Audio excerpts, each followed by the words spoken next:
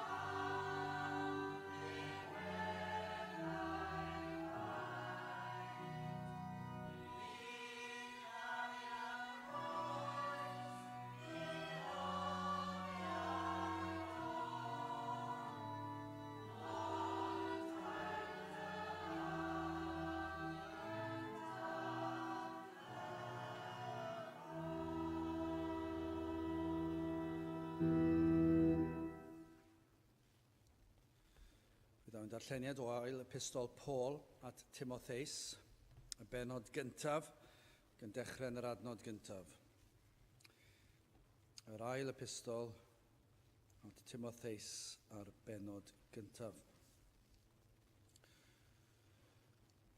Paul, apostol Iesu Grist, trwy ewyllus Duw yn ôl addewid y bywyd yr hwn sydd yn Grist Iesu, at Timotheus, fy mab annwyl, gras, trigaredd a thangnefedd, oddi wrth Dduw Dad a Christ Iesu ein harglwydd.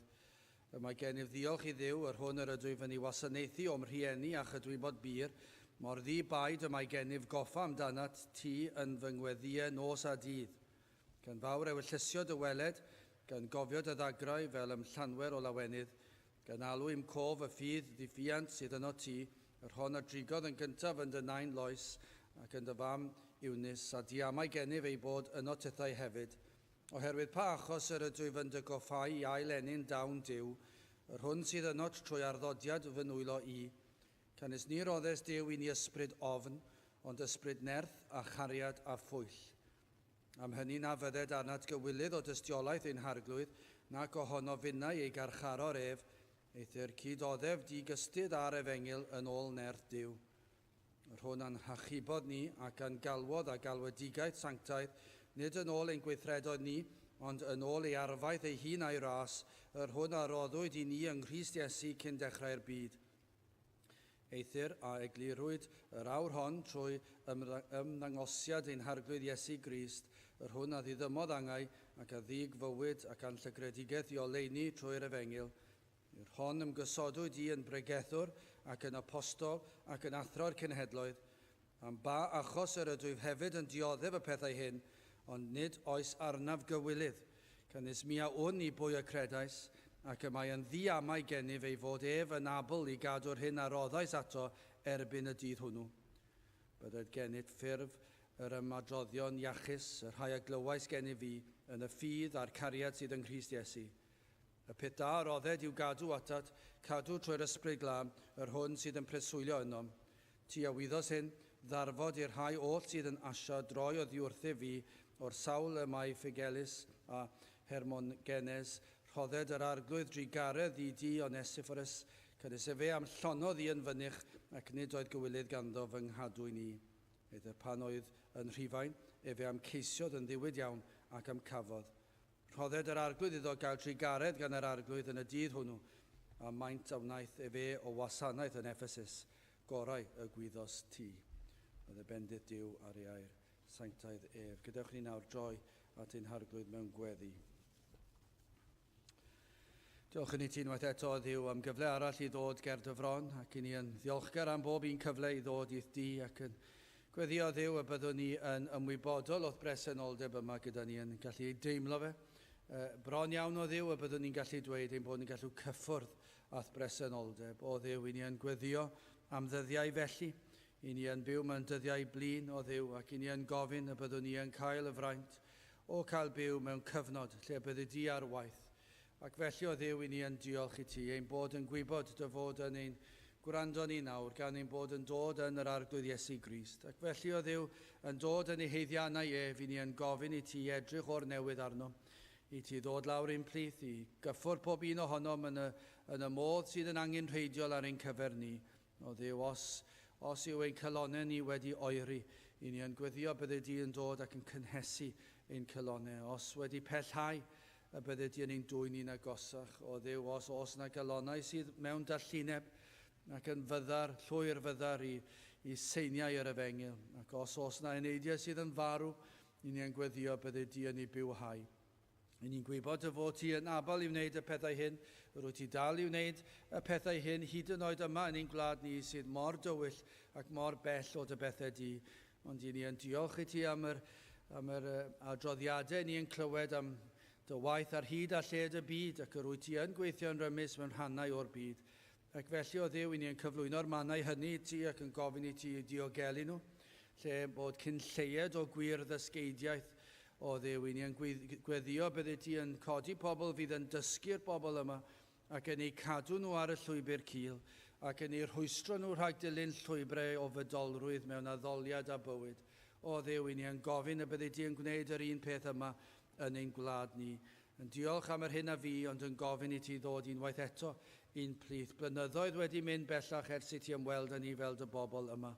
Ac yn gofyn i ti i drigarhau, i ddiwygio ein gwlad ni unwaith eto o Dduw. Rho'r disgwyliadau hynny i ni wrth i ni ddod i geisio di. I ni'n gofyn a bydde di'n dod lawr ein plith ni y prynhawn yma. Byddwn ni yn gallu teimlo dy ysbryd i yn dod trwy'r adeilad yma a trwy'r oedfa ac yn llenwi'n cylonau.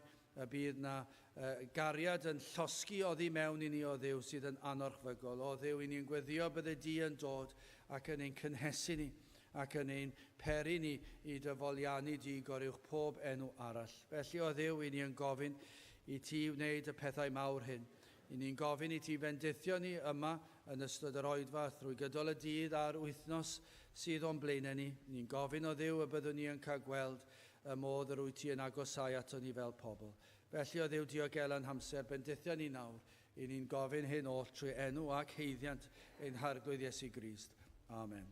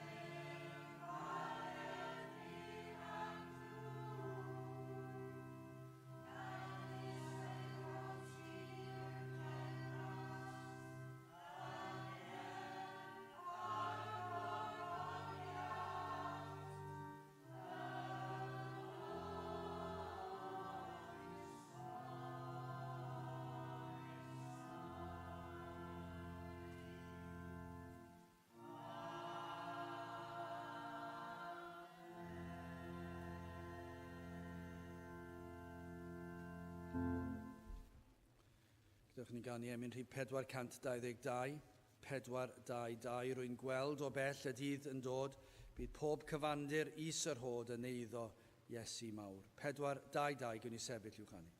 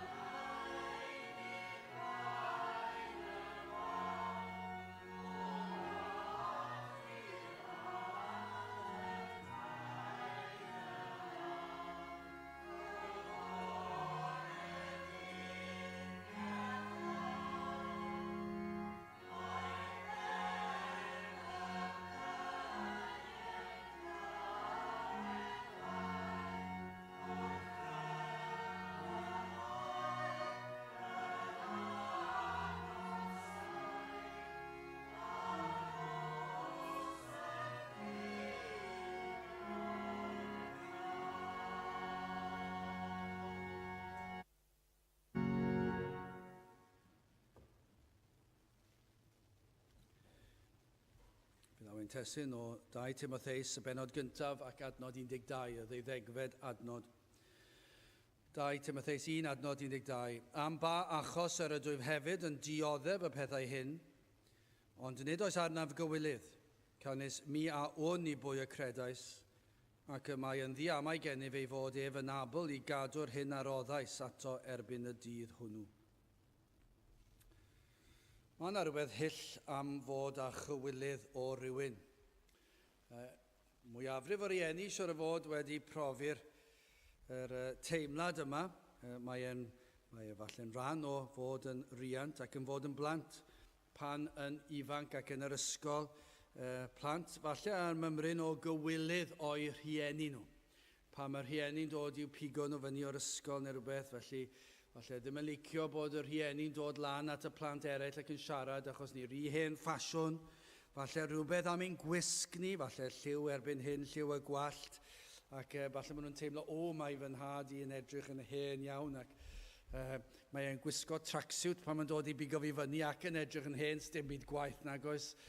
Na rhywbeth felly, a falle rhywfaint o gywilydd ac embaras pan mae'r rhieni'n dod. Yn sicr yn ein hachos ni falle, teimlo chydig bach o embaras a chwylydd pan mae'r car yn dod rownd y gornel ac yn gweld rhieni eraill yn gyrru'r ceir bawr crand yma, rai sgleiniog moethus, rai chi'n gwasgu'r bwtwm a mae'r bwt yn codi ac felly, ac yna chi'n clywed ein car ni'n dod rownd y gornel ac mae'r beth bynnag yw y belt yna sydd yn sbinio, mae'n gwneud sŵn byddarol ar y funud.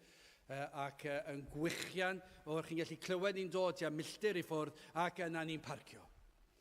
Ac mae yna rhywbeth, fi'n credu ta'r bumper na'r syrthio pythefnos da neu faint bynnag yn ôl, hwnna'n syrthio bant dath y panel ochr y drws. A mae plant gyda mymryn o gywilydd, embaras ein bod ni'n dod ac yn dod i'w pigo nhw fyny. Ond mae hwnna'n falle yn rhywbeth naturiol o plant gyda pobl hŷn. Ond chi rioed wedi bod mewn sefyllfa efallai lle chi wedi bod gyda pobl fwy pwysig, falle yn y gwaith.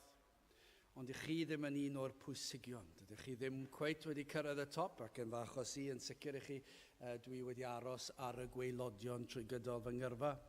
Ac felly pan i chi mynd i falle cyfarfodydd lle mae yna bobl eraill yna, athrawon eraill, prif athrawon, dirprwyon ac yn y blaen, pobl y sir, mae rhain am bobl pwysig iawn sydd yn gwybod lot yn ôl pob sôn. Gwybod yn union dweud wrthyn ni sut i ddysgu ac maen nhw gyda'i cyngor anhygol o ddoeth. Sa'i roed wedi deall i cyngor nhw, ond dyna ni, mae rhai bod yna rhyw gyngor doeth gyda nhw ar sut i ni fod i ddysgu plant ac yna lle. Stafell llawn o bobl. Falle bod chi fyna, byddw pobl ddim eisiau siarad gyda chi. So nhw eisiau cael ei gweld yn siarad â chi, maen nhw eisiau mynd at y pobl sy'n chydig bach uwch i fyny'r ysgol.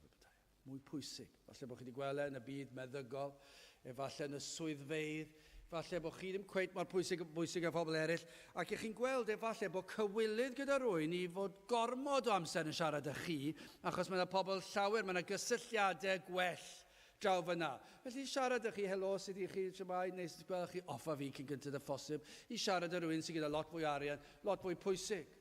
Dyna yw cymdeithas, dwi'n credu, siwr o fod, dim os yma faes, mae pobl eisiau cael ei gweld gyda pobl pwysig.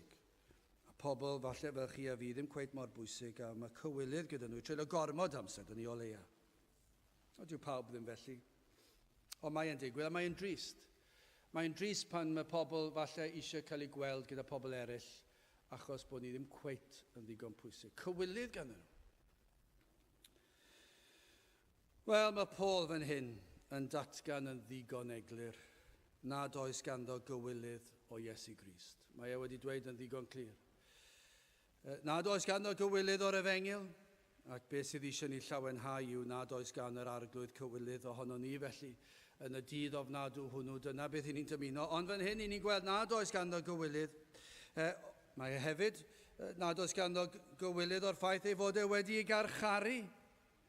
Nawr mae hwn yn her amlwg i ni. Her, a ydyn ni wedi deall yr Efengyl, ac a yw yr Efengyl yn bopeth i ni, a yw Iesu Grist gymaint i ni ein bod ni'n fodlon sefyll gyda fe. Ein bod ni'n fodlon sefyll a dweud, fedra i ddim dod, mae ar y sil. A dim chwilio am esgus, nid dweud, Mae'r teulu'n dod i gyno. Nid chwilio am esgusodion, yn dweud fel ag y mae hi. Fedra i ddim dod, mae ar y sil.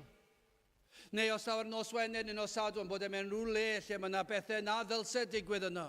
Lle mae yna feddwi a pob math o bethau'n digwydd. A bod rhaid chi ddweud, fedra i ddim dod yna. Nid chwilio am esgus.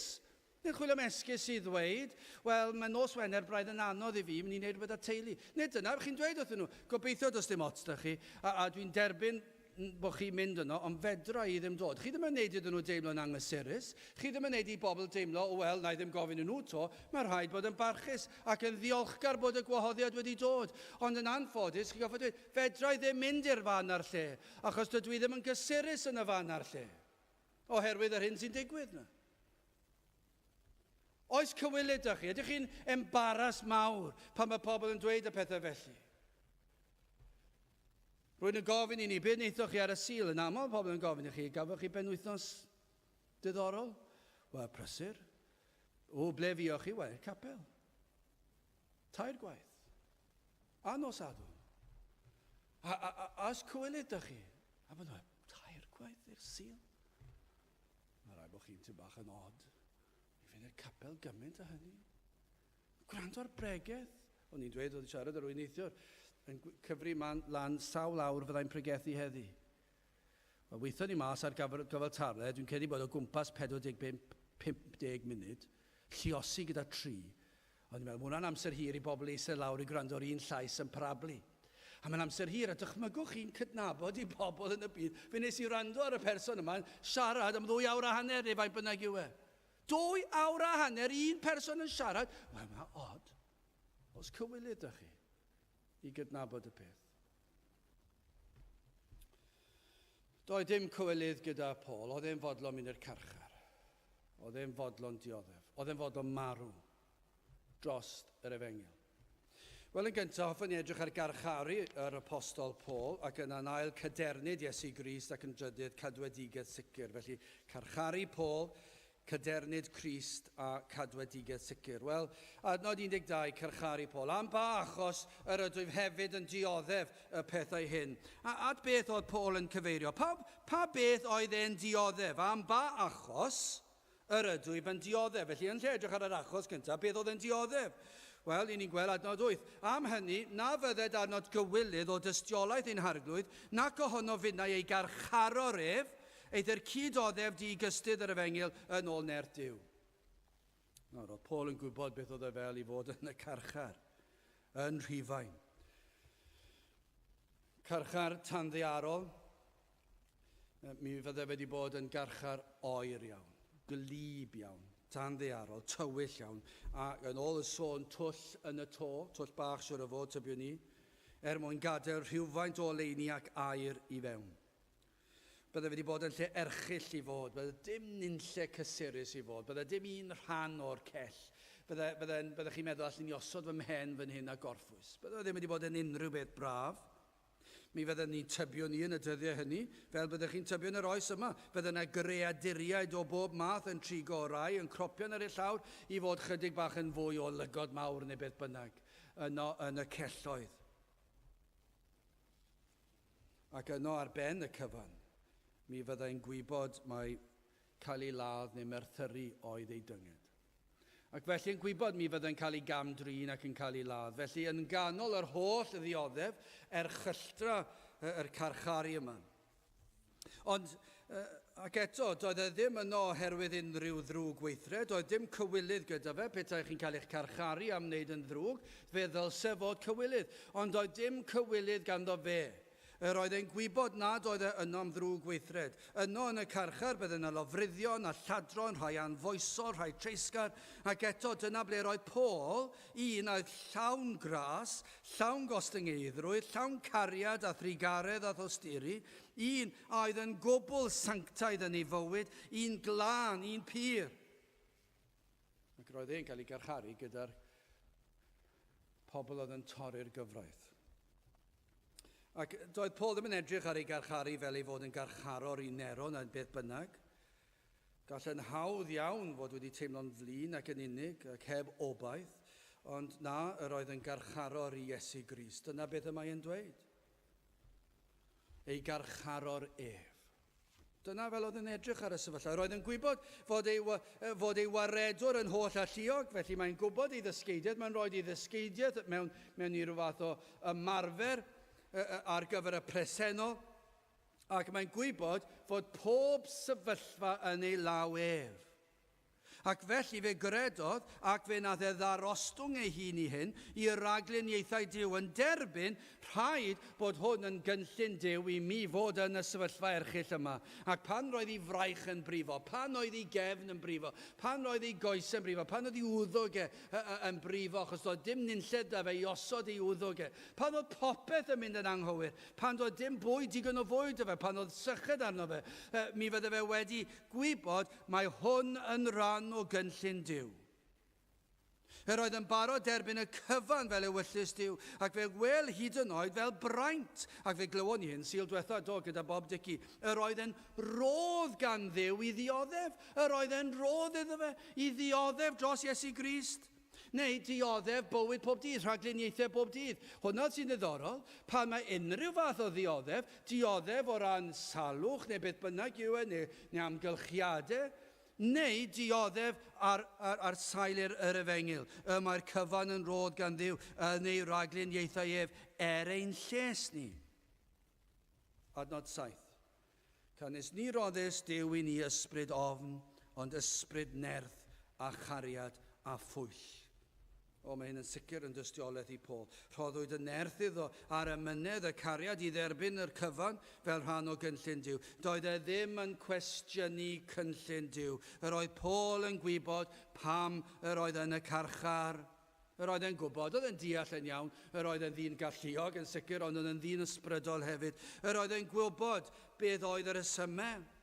Oedd yn gwybod yn gyntaf am yr atgasau tuag ato, tu ôl y cyfan, yr oedd pwerau tanllyd y fall. Yr oedd yn deall hynny. Rhan o gynllun Duw hefyd oedd yn gwybod hynny, ac o fewn y cynllun roedd e hefyd yn gwybod yr oedd yr un drwg a'i gynlluniau, a'i bwerau yn gweithio ni erbyn e. Yr oedd y gelyn, yr un drwg ei hun am rwystro lledaeniad yr efengil. Ac felly os oedd yna unrhyw le bydde'r Satan am I Paul fod yn y carchar fydde hynny. Mi roedd Paul hefyd yn gwybod bod yr Iddewon yn ei gysau. Yr oedd yn arfer bod yn un ohonynt hwy, ac nawr yn pregethu yn ei herbyn, ac yn ei cyhuddo o gau athrawiaeth, ac am ei traddodiadau cyfeiliornus. Yr oedd Paul yn pregethu yn erbyn rhain, ac felly yr oedd wedi ffyrnigo'r Iddewon ac yr oedd nhw allan amdano, ac yn neud yn waith, nid yn unig fod yn pregethu'r efengil, ond yr oedd yn pregethu'r efengil ar ôl bod yn un ohonyn nhw. Ond hefyd yr oedd yr Iddewon yn ei gysau nawr am ei fod yn pregethu'r efengil i'r cenhedloedd, i'r groegwyr, ac i'r cenhedloedd. Beth yn y byd wyt ti'n neud? Yn pregethu'r efengil i'r rheina? Ond ar ben y cyfan, nid yn unig oedd Satan yn ei erbyn nid yn unig oedd yr Iddewon allan yn ei waed ond yr oedd yn pregethu'r cenhedloedd, ac roedd y cenhedloedd yn ei gysau hefyd, am pregethu crefydd newydd iddynt. Crefydd oedd yn tanseilio eu heilyn addoliaeth nhw ac ofergoeliaeth, ac felly roedd y cenhedloedd yn ei gysau ac yn meddwl, beth wyt ti'n neud, yn ni'n cyhuddo ni ofergoeliaeth, ac yn cyhuddo ni bod ni'n anghywir. Ac felly, ei fod yn pregethu efengil o newyddion da iddyn nhw, yr oedden nhw yn ei gysau. Pwy oedd ar ôl I hoffi Paul? Neb. Roedd pwerau tanllyd y fall, Satan ei hun yn ei erbyn. Roedd yr Iddewon yn ei erbyn, ei bobl ei hun, roedd y cenhedloedd yn ei erbyn, y bobl ei hun. A fyddech chi hyd yn oed yn tybio, mi fyddwn ni'n tybio, fydde'r eglwysi a nifer ohonyn nhw falle, a dwi'n jyst yn meddwl hyn, hefyd yn ei gysau. Tybio ni ymhlith yr eglwysi, mi fydda yna ganran weddol, fydda yna anhapus gyda pregethu Paul. Efallai rhai nad oedd wedi gwir ddeall yr efengil, Mi fydd yna rai wedi dod I mewn ac yn pwyso'r Iddewiaeth, rhai dal yn mynd yn ôl at eilyn addoliaeth y cenhedloedd, ac mi fydden nhw dal ddim cweit wedi deall yr Efengyl, ac mi fydden yna fydolrwydd dal yno, ac mi fydden nhw, pan yn gwrando'r Paul yn pregethu, yn anghysurus gyda'r athrawiaeth am sancteiddrwydd ac ymwahaniad o'r byd. Ac felly, tybiwn ni, mi fydda rhai o fewn yr eglwys hefyd yn ei gasau. Doedd e ddim yn boblogaidd iawn nag oedd, ac yno yn y carchar nawr. A roedd Paul yn gwybod yr hyn oll yn fraint i'r sawl a alwyd i'r weinidogaeth. Doedd dim cywilydd ganddo am ei amgylchiadau. Nid oedd am I Timotheus fod â chywilydd ohono fe, nac o'r Efengyl. Dyma beth mae'n dweud yn y benod, paid bod â chywilydd, achos os wyt ti'n mynd i'r weinidogaeth, mae pobl yn mynd I troi yn derbyn di. Mae dy gyfeillion, mae dy deulu di, mae dy gyd-wladwyr di, mae dy gyd-grefyddwyr di. Mae nhw gyd yn mynd I troi yn derbyn di, ac ar y cyfan y mae Satan wrthi, ac y mae mynd I weithio yn derbyn di. Fe fydd yn dod â ceiddiadau yn derbyn di, pob dim, ac yn y diwedd, fe fyddi di falle yn mynd i'r carchar fel fi. Dyma beth sydd o flaen di. Ond da ti, Timotheus, paid â bod â chywilydd. Paid â bod â chywilydd bod fi yn y carchar, a paid â bod â chywilydd o'r rheswm I ni yn y carchar, yr Efengyl. Doedd e ddim am iddo fe ofni'r erledigaeth a oedd o'i flaen e. Doedd e ddim eisiau hynny. Gai ofyn I chi, a oes cywilydd ganddo chi o'r Efengyl a bregethu'r yma? Yna lawer o capeli sy'n honni bod yn efengylydd, ond maent yn mynwesu'r byd mewn addoliad a bywyd. Ac felly bach iawn yw y safiad maen nhw'n I wneud. Ac felly fe fydd y byd ar y cyfan yn ei derbyn nhw. Ac felly dwi ddim yn costio rhyw lawer I fod yn mynychu oed fawn felly. Gai ofyn I chi, oes cywilydd gyda chi o fod fan hyn? A oes, os ych chi'n gorfod gwisgo'n smart, hyn sydd yn broblem I blant I fe, os cywilydd yno, ddim yn licio neb I weld ni tu fas. Beth os bydd ffrindiau yn fy ngweld I tu fas, gwisgo tei a chrys, a dwi ddim yn yr ysgol? Beth os fi'n cario Beibl? Sa eisiau neb I weld fi'n cario Beibl i'r capel? Sa eisiau hynny, feddwl yn meddwl bod fi'n nod? Sa eisiau neb I feddwl hynny? A oes cywilydd felly ydych chi? A oes cywilydd â chi ddisgrifio sut fath o sul I chi wedi gael? A yw e'n achosi problem I chi pan I chi gatre a bod pobl yn gofyn I chi be wneithoch chi a bod eich ffrindiau chi wedi bod yn neud rhywbeth am 6:30 ar nos Sul neu 7:00 ar nos Sadwrn ac I chi meddwl, o sa eisiau dweud wrthyn nhw fy mod I mynd i'r cwrdd pobl ifanc neu mynd i'r cwrdd ar y Sul neu'r cwrdd Pnawn Sul o bob amser. Mae Pêl-droed, mae Cardiff City yn wario Manchester City am 4:00. Beth yn y byd ydw i'n neud fan hyn ar ddydd Sul pan mae'r gêm mwyaf prif ddinas Caerdydd wedi gael mewn blynyddoedd a maen nhw wario gêm nawr. Bydd yn amser nawr. Maen nhw wedi dechrau 5 munud yn ôl. A bod chi'n goffod dweud oedd eich ffrindiau, sori, na, nes i'n gweld mae'n cael. Achos mae Cardiff City yn chwarae. Ai felly yw e? Ai felly yw eich cywilydd chi? Bod chi ddim eisiau cydnabod y peth? Mae'n gweithio ar sawl lefel yn diwedd. Gallai fod ar lefel fel yna, ond I bobl eraill mae'n rhywbeth arall. Mae rhyw ffyrdd arall, falle fwy crand, falle, na beth dwi'n newydd I ddisgrifio. Oes cywilydd ganddoch chi o air Duw. A ydych chi'n edrych ar ddioddef dros Grist fel braint, fel rhodd. Efallai ein bod ni yn agosau at gyfnod erledigaeth. Fedra I ddim gweld heibio hynny. Dwi'n weddol sicr, cyn bellai bod fi'n gallu gweld pethau, fe fyddwn ni yn gwynebu erledigaeth, a mae wedi dod lot yn gynt na'r hyn byddwn ni'n ei ddisgwyl. Mae'r flwyddyn diwetha yma, mae wedi mynd mor hemp yn y byd yma, gyda I daliadau rhyfedd iawn. Tybio ni, fe ddim yn hir, cyn bydd na rhyw achosion, ac erledigaeth fydd hyn yn erbyn yr Efengyl. Dim ond angen gair sydd rhaid, am anfoesoldeb, am Grist fel yr unig ffordd. Llwch chi ddychmygu pregethu Crist yw'r unig ffordd yn y misoedd nesaf yma fydden nhw'n dweud sy'n hawl da chi dweud na. Ac yna fydd na rhyw achos. Oes cywilydd da chi dweud hyn? A ydych chi yn chwarae lawr ar y ffaith, wel, na I ddim dweud gormod. Mi eisiau bod yn ofalus, does? Mae eisiau ni bod yn ofalus. Synwyr cyffredin sydd ennill y dydd. Dyna beth siwr o fod. Wrth gwrs, mae synwyr cyffredin yn help hefyd yn diwedd. Ond fi'n credu bod gormod o synwyr cyffredin yn ni ambell waith. Petai'r byd yn sylweddoli yr hyn i ni'n ei bregethu, tybiwn ni fydden nhw'n dod lawr ar ni fel tunnell o frics. Mi fydden nhw yn gwylltio'n gacw. A oes cywilydd gyda chi? Achos os oes cywilydd gyda chi, yna ni'n gwybod beth sy'n mynd i ddigwydd yn y dydd ofnadw hwnnw. Pan ddaw Crist yn ôl, ac fe fydd pob un yn atebol ger ei fronef, yna ni fydd Crist yn sefyll dros o chri.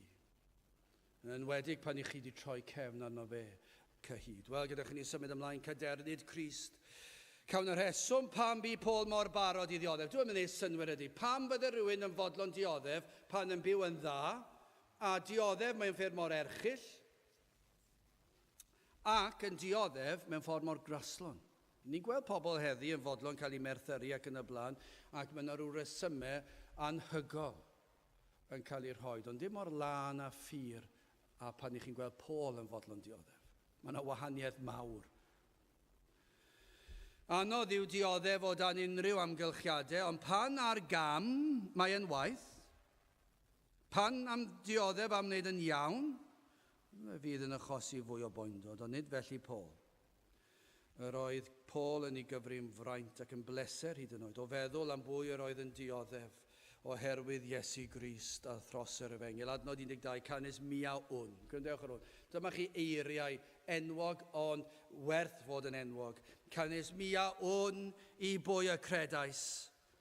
Ac y mae yn ddiamau gennyf ei fod ef yn abal i gadw'r hyn a roddais ato erbyn y dydd hwnnw.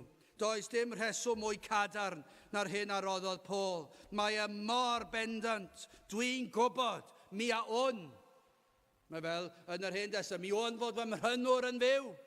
Dwi'n gwybod, mi wn pwy y credais. Adnod 9, yr hwn am hachubodd ni ac yn galwodd a galwedig y sanctaeth, nid yn ôl ein gweithredoedd ni, ond yn ôl ei arfaeth ei hun a'i ras. Yr hwn a roddwyd i ni yng Nghrist Iesu cyn dechrau'r byd. Dyna chi adnodau, mae'r adnodau yma'n llawn perlau. Mae'n dweud, dyma pam dwi'n fodlon mynd i'r carchar, dyma pam dwi'n fodlon cael fy merthyru, dyma pam dwi'n fodlon dioddef. Crist sydd wedi fy achub i. Fe a ddath lawr o'r nef oherwydd fy argyfwng i ac argyfwng dynoliaeth, oherwydd pechod a difrifoldeb pechod. Fe berodd pechod ein bod yn farw ym mhob ystyr y gair, achosodd pechod marwolaeth corfforol, ni'n gwybod hynny, ond hefyd ysbrydol a thragwyddol. Ac mae dyn felly yn un erth ei hun heb unrhyw obaith o gwbl. Ni all wneud dim i wellai sefyllfa ei amgylchiadau. Mae dyn yn gaeth i bechod. Roedd Paul yn cofio hyn. Roedd Paul yn gaeth i grefydd. Dyna erchyll. Roedd e'n gaeth i grefydd. Roedd e ddim yn deall ei grefydd, ac roedd e'n gaeth iddo fe. Ond dyma Paul nawr yn llawenhau. Fe ddath Iesu Grist i ddelio a fy mhechod a fy malchder. Fe ddaeth i'n hachub ni o'n pechod, fe wnaeth hyn trwy ei fywyd perffaith, fe gadwodd e'r gyfraith. Roedd Paul yn gwybod y gyfraith yn dda iawn, ond oedd wedi sylweddoli pan gafodd e'r droedigaeth a'r goleuni mawr, beth ddigwyddodd. Fe welodd ei fywyd fel bratiau bydron. Fe welodd bod ei ymdrechion i gadw'r gyfraith yn ddiwerth, ac nawr yr oedd yn gweld, mae fy mechod i mor fawr, dwi wedi trio byw bywyd perffaith a bywyd sanctaidd a ffyr, a nawr dwi'n gweld mae balchder oedd y cyfan. A fedrai ddim cadw cyfraith Duw, ac yna mae'n clywed am Iesu Grist, ac fe nath Iesu Grist cadw'r gyfraith yn ei le fe. Ac yna fe welodd fe nath Iesu Grist fynd i'r groes a chymerid ei gosb yn ei le. Ac yna profi'r cyfan, selio'r cyfan, drwy atgyfodir trydydd dydd. O, bob tro roedd Paul yn meddwl am y gyfraith, roedd yn llawenhau, roedd yn gwybod, doedd ni ddim yn gallu cadw'r gyfraith, doedd ddim heddwch gyda fi, ond yna glywes i am Iesu Grist, mae'n fe gadwodd e'r gyfraith yn fy lle fi, a pan oedd yn meddwl am ei dynged ac am gosbedigaeth yr oedd yn heiddi, mae'n cofio am Iesu Grist ym marw ar y groes, a mae'n dweud, fe gymerodd e fy nghosbi, ac yna petai eiliad o amheuaeth i dod mewn. Mi fydde wedi cofio, ond fe atgyfododd e trydydd dydd, fe brofodd mae mab Duw ydodd e, ac mae e'n llawenhau. Mae Iesu Grist wedi gwneud y cyfan, fe goncrodd e Satan a phechod ar bedd. Ac felly mae Paul yn llawenhau. Fod ei waredwr ef, Iesu Grist, wedi ei alw e, adnod 9, yr hwn yn hachubod ni ac yn galwodd a galwedigaeth sanctaidd. A mae'n gallu tystio i'r ffaith i'r arglwydd ei alw. Crist yw'r un sydd wedi gwneud y cyfan. A'i alw ato ei hun. Dyna chi alwedigaeth. Mae'n sylwch hwn galwedigaeth i sancteiddrwydd. Galwedigaeth sanctaidd. Sancteiddrwydd yng Nghrist. Mae gyfiawnder ef sydd yn ein gorchuddio ni'n llwyr. A'r hyn sydd yn peri ni fyw bywyd sanctaidd. Bod ni wedi cael yr hedyn o sancteiddrwydd wedi blannu yn ni. Mae sancteiddrwydd mor bwysig. Ymwahaniad o'r byd. Nid yn ôl ein gweithredoedd ni, ond yn ôl ei arfaeth ei hun a'i ras, yr hwn a roddwyd i ni yng Nghrist Iesu cyn dechrau'r byd. Mae Paul yn gwybod hyn i sicrwydd, nid ohono ef yr oedd yn gadwedig. Mae Paul yn gallu tystio gras yw'r cyfan. Nid oedd wedi gwneud dim i ddenu ffafr Duw tuag ato. Os buodd unrhyw un a oedd yn heiddi gwthio'r arglwydd i ffwrdd, gallech chi ddweud Paul oedd e.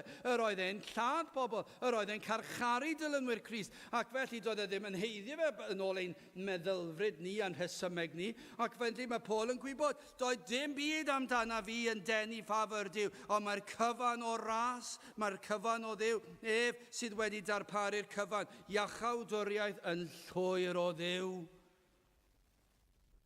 Yr oedd e'n gwybod fod ei weithredoedd fel bratiau bydron.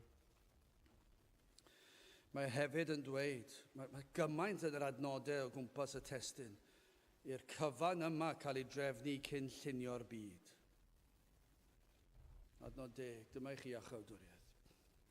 Eithir a glirwyd yr awr hon trwy ymddangosiad i'n hachawdwr Iesu Grist, yr hwn a ddiddymodd angau, ac a ddig fywyd ac anllygredigaeth i oleini'r trwy'r efengil. Does dim syndod ei fod yn barod dioddef dros Iesu Grist. Mae'n dweud fan hyn, fe ddiddymodd Iesu Grist angau. Dyna'r gelyn pennaf. Ond nid yw marwolaeth yn erchill o beth. Mae'n afiach yn dweud.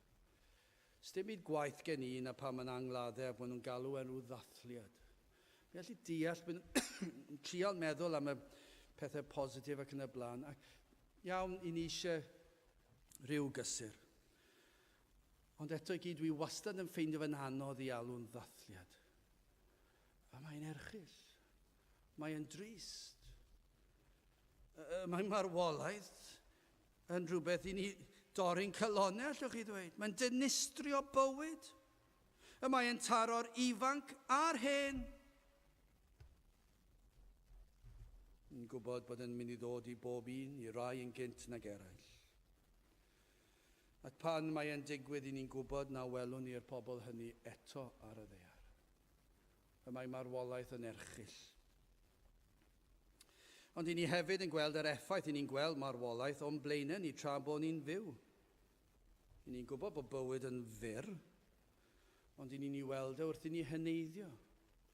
Fe nath e daro fi y dydd o blaen, o'n i'n edrych ar rhai o fy nghydweithwyr ac o'n i'n meddwl, wel, o'n i yn yr un sefyllfa ar rhai nhw yn dechrau ac yn ifanc i geiniau cynnar.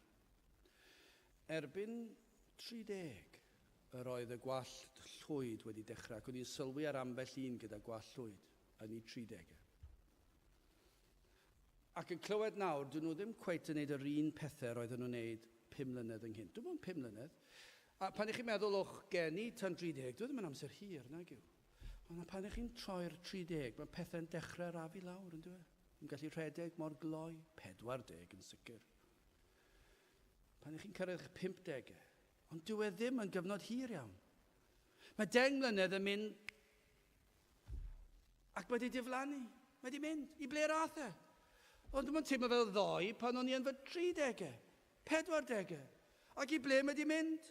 Ond mae'r cyfnod heneiddio bron iawn, allech chi ddweud. Mae'n dechrau bron iawn pan i chi newydd dechrau meddwl bod chi'n berson ifanc ac yn ddyn ifanc. Yn sydyn iawn, cyn i fi droi rownd, doeddwn i ddim yn ifanc dim mwy. Roeddwn i yn yr braced yno o canol oed. A nawr dwi'n agosau at y golofn yna lle maen nhw'n gofyn i chi rhwng 50 a 75. Dwi bron iawn yn cyrraedd y darn yna. Ac i ble rath yr amser. Ond i ni'n gweld beth yw hwn. Marwolaeth tra'n byw allech chi bron iawn, heb fod yn rhy negyddol. Ond i ni'n gweld mae'r corff yn heneiddio. Ac mae'n dechrau mor gynnar. Mae'n dechrau, a mae'n digwydd mor sydyn. Ac mae mor derfynol pan mae'r farwolaeth llawn yn digwydd. Pan nad yw presenoldeb rhywun gyda ni mwyach. Y mae yn erchyll. Dyma beth mae pechod wedi wneud. Mae wedi dod â marwolaeth ac heneiddio i mewn. Ac i'r byd, pan ni'n sôn am mynd yn hen a marwolaeth, dydyn nhw ddim yn hoffi fel gwbl nag un. Does dim gobaith ganddyn nhw, achos pan maen nhw'n marw, cyn belled bod nhw'n y cwestiwn, dyna'r diwedd. Dyna fe. Ar ben. Angof i'r cyfan bellach. Os wneith rhywun cofio amdano chi, os fyddwch chi'n ddigon enwog i fod mewn rhyw lyfr, rhywle falle wneith rhywun darllen amdano chi, ond dyna fe, mae pobl mynd i'n anghofio amdano chi'n reit fuan. Ac felly mae'n dod â rhyw anobaith oerni i'r anghredadyn. Ond i'r Cristion, i Paul, mae'n dweud yn wahanol. Fe ddydymodd Iesu Grist angau. Dyma beth mae Iesu Grist wedi wneud. Y mae Paul yn llawn gobaith. Dyma oedd y glwyd sydd yn arwain at y nefoedd bron iawn allech chi ddweud. Dyna i chi wahaniaeth i Paul. Mae e'n edrych ar y ffaith, heneiddio bron iawn. Wel, beth mae'n gwneud? Diwrnod yn agosach at y glwyd. Pa glwyd? Y glwyd sy'n mynd i agor ac y caf camu mewn i dragwyddoldeb. Caf weld fy ngwaredwr. Cael treulio tragwyddoldeb yng nghwmni'r arglwydd Iesu Grist. Dyna chi obeth sydd ganddo fe. Does dim ots gyda fe fod yn y carchar. Os fydden nhw'n ei ferthyru fe, os fydden nhw'n ei groesoelio fe, os fydden nhw'n ei ddienyddio fe. Mae'n dweud, beth yw'r ots? Pa bynnag mor anodd fydd e. Fe gaf y nerth, fe gaf yr ymynedd i wynebu fe trwy'r arglwydd. Ond mae'n dweud, mae gen i obaith llawnach yr efengil. Mae'r efengil ymlaen ni. Mae'r arglwydd Iesu Grist wedi diddymu angau. Mae e wedi delio ac angau unwaith ac am byth. Tro Iesu Grist fe ddath o leini a bywyd tragwyddol. Dyna beth mae'n dweud? Dim syndod bod e'n fodlon ac does dim cywilydd o fe. Mae hwn wedi gwneud y cyfan i fi. Dydw i ddim hyd yn oed yn ofni'r bedd mwyach. Pam? Achos nawr dwi'n gwybod fod fy mhechod wedi maddau, fod yr Iesu di roed i glogi'n cyfiawnder i orchuddio fy mratur y bydron i, ac mae e wedi fy ngolchi fi'n lan ac yn wynach na'r eira. Ac mae'r arglwydd Iesu yn bopeth i mi. Mae e wedi cael gwared ar Satan, ar bechod, ar uffen, ar angau, ar bedd. Mae wedi delio'r cyfan. Dyw'r rheini ddim byd bellach, maen nhw wedi cael ei diddam i'n llwyr. Ac mae wedi dod ar goleuni. Mae dim dim ond dod ar goleuni, mae'n cynnig yr goleuni yma i ni. Adnod 11 i'r hon ymgosodwyd i yn bregethwr, ac yn apostol, ac yn athro'r cenhedloedd. Am ba achos yr ydwyf hefyd yn dioddef y pethau hyn.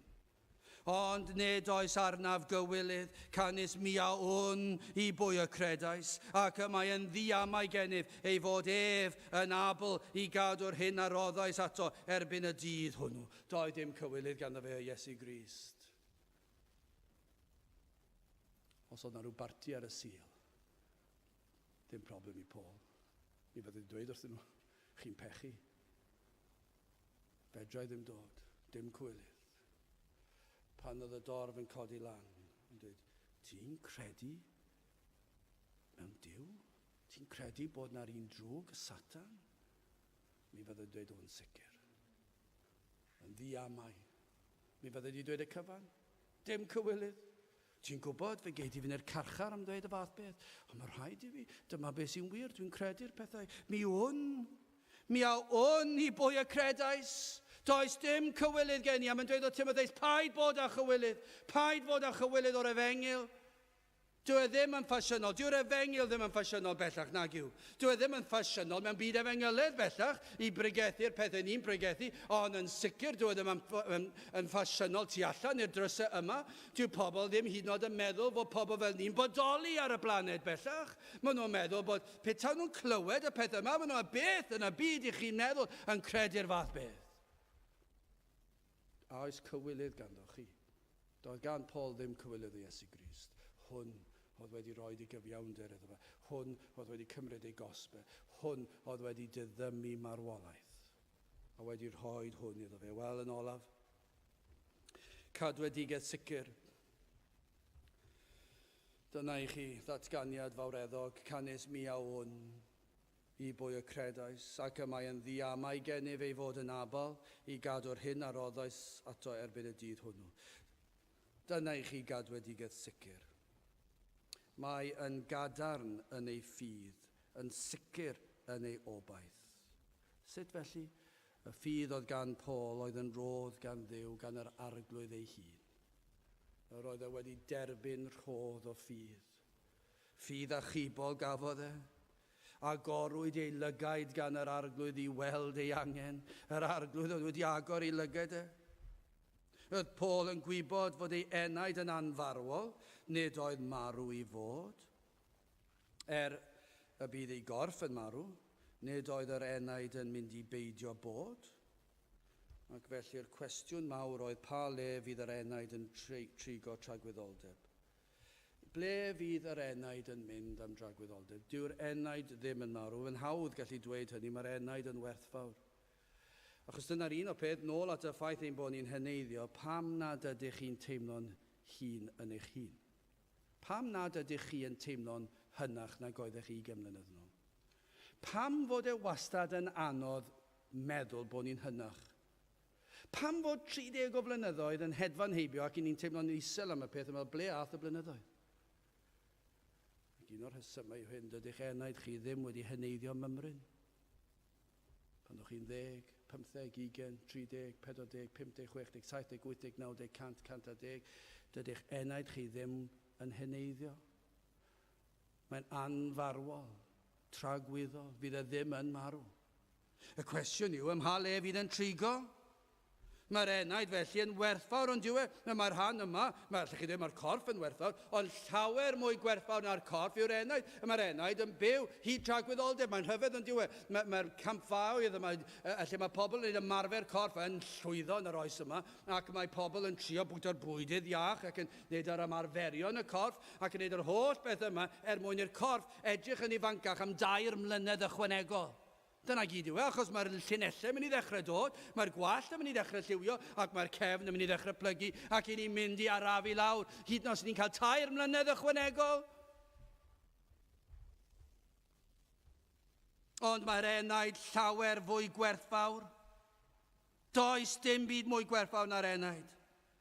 A does neb gwell i ofalu am yr enaid na Christ, nag oes. Dyma be mae Paul yn gwybod. Mae Iesu Grist wedi cymryd fy enaid ac yn gofalu am dynged yr enaid. Crist yr un a fi yn rhan o'r drindod cyn llunio'r byd ac yn llunio'r ffordd i achub Paul ac i achub ni. Crist yr un a daeth mwyn ennill ein iachawdwriaeth. Crist yr holl alluog. Os yna unrhyw un gwell allwch chi roed eich enaid i ofalu am eich enaid, na'r holl alluog, yr holl bwerus, yr holl wybodus, yr un sydd yn gwbl sanctaidd. So ydych chi eisiau rhoi rhywbeth i rywun i ofalu amdano. Y peth fwyaf gwerthfawr, eich enaid. Yn nwylo pwy fyddech chi'n rhoi eich enaid. A fyddech chi'n mynd i ryw offeiriad, neu ryw bregethwr, a gofyn iddyn nhw, newch chi edrych ar ôl fe enaid i dragwyddoldeb? Newch chi wneud yn siŵr fod rhywun yn sefyll lan drostau o flaen y barnwr? Newch chi bledio fy achos i? I pwy byddech chi'n mynd? Rhyw offeiriad, rhyw bregethwr, pwy bynnag, ffrind, perthynas. Be fydda'r pwynt? Does dim dwylo gwell i osod ein heneidio ynddi na dwylo'r arglwydd Iesu Grist. Am yr heswm mae William Williams yn dweud, fe roes ei ddwylo pur ar led. Fe wisgodd goron ddraen mwyn i'r brwnt cael bod yn wyn fel hyfryd liain main. Dyna chi ddwylo.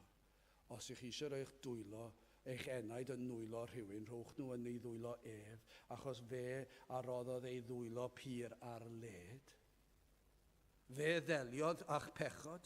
Pa le gwell i osod eich ymddiriedeth, gallu ogwyd Paul i ymddiried trwy'r ffydd aroddwyd iddo gan yr arglwydd, i ymddiried ei enaid yn Iesu Grist. Does dim byd ohono ni yn ein hiachawdwriaeth ni, mae'r cyfan o Grist. Fe alluogwyd iddo ymddiried y cyfan yn nwylo Iesu Grist tan y dydd ofnadw hwnnw. Dyna beth o Paul yn gallu dweud. Os daw y milwyr i fy hynny allan o'r carchar nawr, ac os newn nhw ddod a lladd y corff, mi wn fod fy mhrynwr yn fyw. Cynnes mi a wn i bwy y credais. Mae wedi dyddymu marwolaeth. Mae wedi fy madde fi, mae wedi fy ngolchi fi, mae wedi rhoi ei iachawdwr i gyfiawnder i mi, mae wedi rhoi y cyfan i mi. Mae fy enaid i yn saff yn ei ddwylo fe.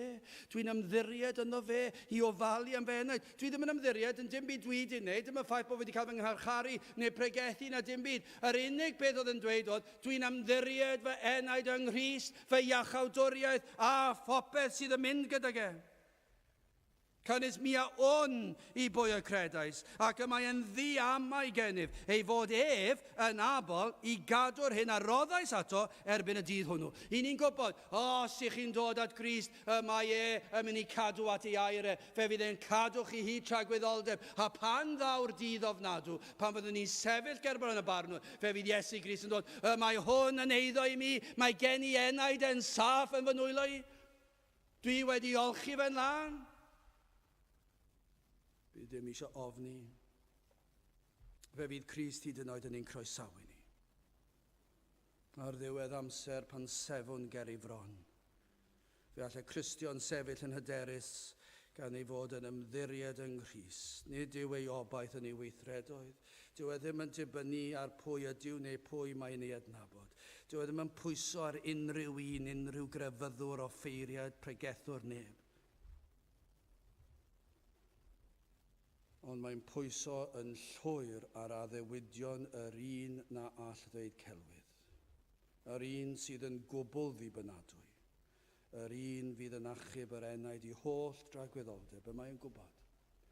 Dyna pam mae'r saint hyd yn oed mor frawychus ac i ni ddim wedi rhodio'r llwybr hon o'r blaen, pan falle ar wely angau, ar anad lolaf yn prysuro agosau. Mae'r saint yn gallu gorwedd gyda heddwch yn gwybod mae fy enaid yn saff. Mae e'n abl. Mae ef yn abl i gadw'r hyn a roddais ato erbyn y dydd hwnnw. Mae'n abl. Pam? Mab Duw yw e. Ein gwaredwr ni, ein hachubwr ni, fe yw'r holl alluog. Mae e'n abl. Dwi'n ymddiried yn llwyr ynddo. Gai ofyn i chi, ydych chi yn ymddiried ynddo fe felly? A ydych chi'n ymddiried yn llwyr yn Iesu Grist? Bod ef wedi gwneud y cyfan, ac unwaith mae wedi dweud, ar sawl a ddaw ata fi, ni sbwria fe falle'n byth. Ych chi'n ymddiried yn hynny? Dwi wedi dod at Grist. Mae wedi'n fy madde, fe wedi fy ngolchi, ac nawr dwi'n gwybod does dim gwrthodiad. Dwi'n eiddo iddo ef am holl dragwyddoldeb. Neu oes cywilydd ganddo chi? Neu ydych chi'n dweud, dwi'n mor falch bod yr oedfa wedi dod i ben. Os fedrai adael yr adeilad yma i'r car a gatre heb i neb yng ngweldi, byddai'n falch.